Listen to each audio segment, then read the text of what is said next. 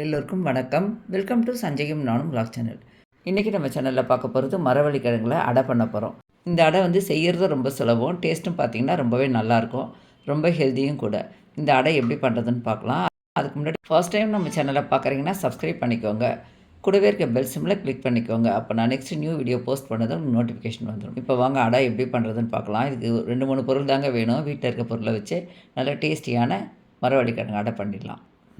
மரவள்ளி கிழங்கு அடை பண்ணுறதுக்கு நான் புடுங்கல் அரிசி ஊற வச்சுருக்கேன்.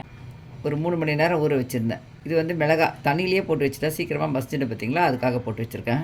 இதுக்கு பருப்பு எதுவுமே தேவைப்படாதுங்க. வெறும் அரிசி மாத்திரம் போதும்.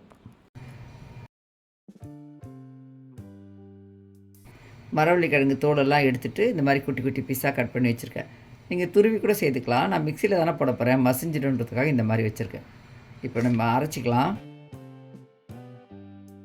மிக்ஸி ஜார் எடுத்துக்கிட்டேன்.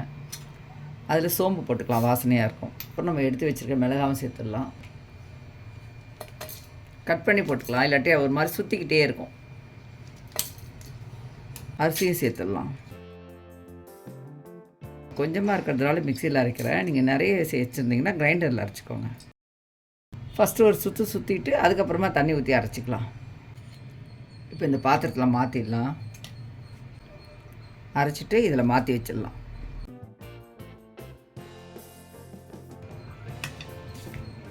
இது கொஞ்சம் மாவு இருக்குது, இருந்தால் ஒன்றும் பிரச்சனை இல்லை, இருக்கட்டும். இதிலே இந்த கட் பண்ணி வச்சுருக்க மரவள்ளி கிழங்கு சேர்த்துட்டு தேவையான உப்பு சேர்த்துடலாம். கொஞ்சம் கொத்தமல்லி போட்டுக்கலாம். கருவேப்பிலை போட்டுக்கலாங்க, வாசனையாகவும் இருக்கும். நம்ம தாளிச்சோம்னா கூட எல்லோரும் எடுத்து போடுவாங்க. இந்த மாதிரி போட்டோம்னா எடுத்து போட மாட்டாங்க. இதுவும் அதே மாதிரி தாங்க. சும்மா ஒரு சுற்றிட்டு அப்புறமா தேவைப்பட்டால் கொஞ்சம் தண்ணி ஊற்றி அரைச்சிக்கலாம். அரைச்சிட்டேங்க. இப்போ சேர்த்துடலாம். வெறும் கிழங்கு மாத்திரம் அரைச்சிருந்தோன்னா வெள்ளையாக இருந்திருக்கும். நான் கருவேப்பிலை போட்டதுனால இந்த மாதிரி பச்சையாக இருக்கும். கொஞ்சமாக தண்ணி அலசி ஊற்றிக்கலாம். தண்ணி ஊற்றிக்கலாம்.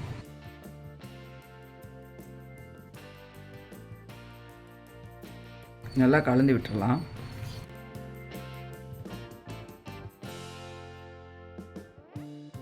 உங்களுக்கு கருவேப்பிலை வேண்டாம் அப்படின்னா நீங்கள் விட்டுடுங்க.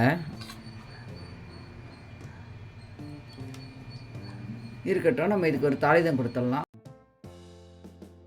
தாளிக்கிறதுக்காக பேன் வச்சு எண்ணெய் ஊற்றுறேன். 1 டீஸ்பூன் கடுகு சேர்த்துக்கலாம். உளுத்தம்பருப்பு 2 டீஸ்பூன் சேர்த்துக்கலாம், நல்லாயிருக்கும். கொஞ்சம் பெருங்காயம் சேர்த்துக்கலாம்.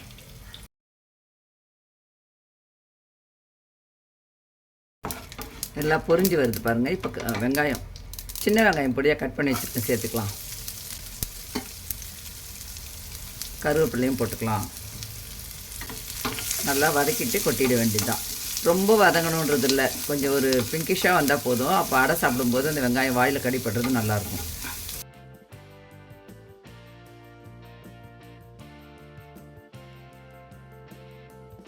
இந்த அளவு வெங்காயம் வதங்குச்சுன்னா போதுங்க, ஸ்டவ் ஆஃப் பண்ணிடலாம்.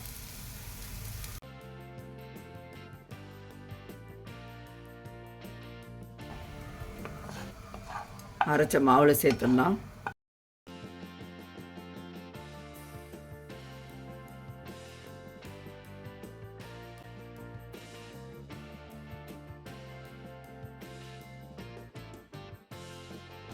அவ்வளோதாங்க, மாவு ரெடி ஆகிடுச்சு. இனிமேல் நம்ம அடை ஊற்றிக்கலாம்.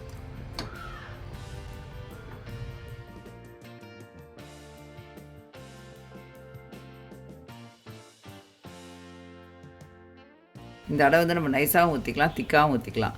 ஆனால் மொறுன்னு இருக்காது, சாஃப்டாக தான் இருக்கும். டேஸ்ட் சூப்பராக இருக்கும். நல்லா ஒரு பக்கம் செவந்து வரட்டும், அதுக்கப்புறம் நம்ம திருப்பி போடலாம்.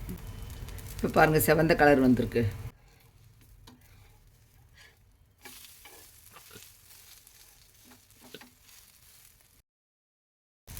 இந்த ஹோல்குள்ளெல்லாம் கொஞ்சமாக எண்ணெய் ஊற்றிக்கலாம்.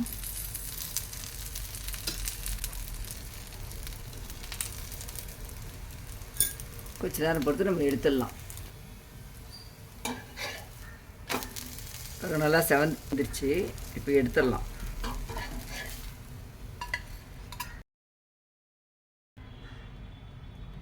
இது சட்னியோடு வச்சு சாப்பிடும்போது சூப்பராக இருக்கும். நீங்களும் ட்ரை பண்ணி பாருங்கள். ட்ரை பண்ணி பார்த்துட்டு எப்படி வந்ததுன்னு சொல்லிட்டு மறக்காமல் கமெண்ட் பண்ணுங்கள்.